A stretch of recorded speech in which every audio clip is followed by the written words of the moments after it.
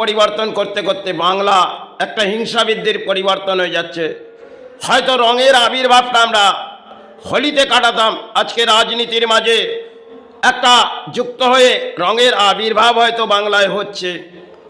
সেই রঙের আবির্ভাবে দেখবেন যে আজকে রাজ্যের যে পরিস্থিতি,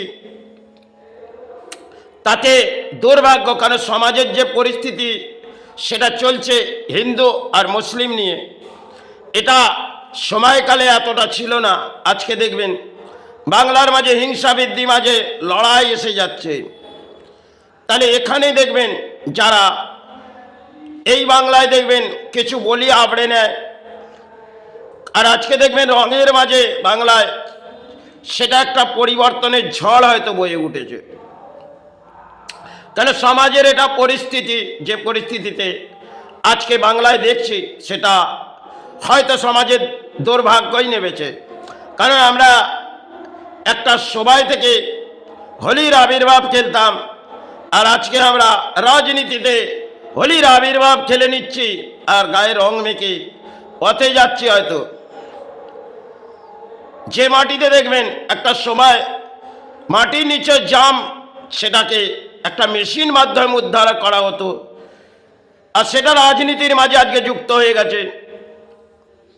তাহলে আমরা কি মেশিন নিয়ে এই রাজ্যের জাম কাটাচ্ছি? মাটির নিচে যে জামটা আছে সেটা মাটির নিচের স্তরে আছে, আর সেটা যখন কিছু খোদাই করা হয় তাহলে তার একটা নিচের স্তরের মাটির, যে মাটিটাকে আমরা খুঁড়ে কিছু করণীয় কাজ করি রাজ্যের, সেখানে সেই মেশিনগুলো এনে আমাদের রাজ্যের নেতা নেত্রীরা এবং যারা করছেন, সেটা আমি মনে করি না গ্রহণযোগ্য। কারণ এই রঙের মাঝে খেলা রাজনীতির, আর সেখানে জনগণ যুক্ত হয়েছে রাজ্যের। একে অপরের লড়াই হয়তো একটা তরজার মতন চলছে, আর একদল হয়তো সরে যাচ্ছে, আবার কেউ আসছে।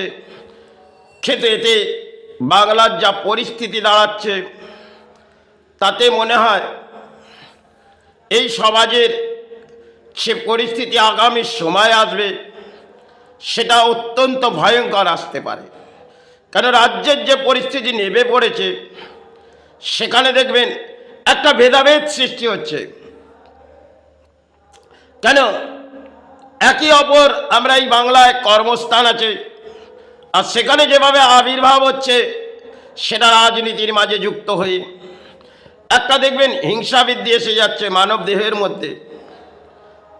আগে এই ধরনের আমাদের বাংলায় ছিল না। হয়তো সময়কালে এই বাংলা যে জায়গায় আসছে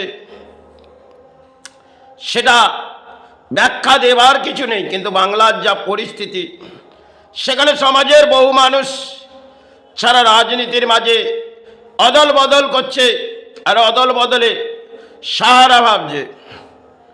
যেমন দেখবেন কিছু বলি আবড়ে যারা ব্যাখ্যা দেয়, তারা এটা বোঝে না একটা মঞ্চের চুরি, তার কিন্তু যতক্ষণ না তাকে তেজাব থেকে বার করে নেবেন তার মূল্য পাবেন না। আর এই বলি আবড়ে বাংলায় সমাজের মানুষ ভাবে যে এর মূল্যবৃদ্ধি আছে। আরে এই সমাজের যে পরিস্থিতি দাঁড়াচ্ছে, এই রাজ্যের, বিশেষ করে এই রাজ্যে এই বাংলা যে তলানিতে চলে গেছে, কারণ এখানে ধর্ম করে হয়তো এরা পথে বেরিয়ে একটা ব্যাখ্যা দিচ্ছে বটে, সেটা তারা হয়তো যেটা বুঝছে যে এই ব্যাখ্যা করলে আমাদের ধর্ম জেগে উঠবে, কিন্তু ধর্মকে এরাই তলানিতে পাঠাচ্ছে, আর একটা হিংসাবৃদ্ধির লড়াই হয়তো হয়ে যাচ্ছে। যেখানে দেখবেন হিন্দু মুসলিম নিয়ে আমাদের রাজ্যে যে পরিস্থিতিটা আসছে, সেটা কিন্তু একটা যেমন আগুন স্টিমটি বাড়তে থাকে, তার গতিবেগ একটা ভয়ানক হয়ে থাকে। আজকে আমরা সেটাই খেলা করছি। কিছু কয়লা জ্বললে দেখবেন যখন তার স্টিম বাড়ে, তার গতিবেগ সেটা কয়লার মধ্যে হয়, আর যখন আমরা কিছু জায়গায় গতিবেগ অগ্নি লেগে গেল, সেটা ভয়ঙ্কর আকার দাঁড়িয়ে যায়, সেই অগ্নি নেবারও ক্ষমতা আমাদের থাকে না, আমরা তরজার লড়াই করতে থাকি একে অপর। কিন্তু একটা সময় 93 সেটা হয়তো জীবনে দেখেছিলাম, সেটা মহারাষ্ট্রের বুকে যেটা ঘটলেন, গভীর রাত এক দাঙ্গা সৃষ্টি হলো। সেই দাঙ্গাটা রাত হয়তো পেরিয়ে গেল, শুভ সকাল থেকে একটা লড়াই হলো। বেশ কিছু সেই সময় সেই রাজ্যের ক্ষয়ক্ষতি হয়েছিল। আজকে আমরা সেটা হয়তো সময়কালে হয়েছিল, আর বাংলা এতটা যে সময় গড়িয়ে গেছে তাতে এতটা হিংসাবিদ্ধির মাঝে বাংলা ছিল না।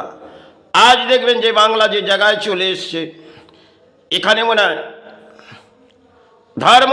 ধর্ম করে চিৎকার করে কোনো লাভ নেই।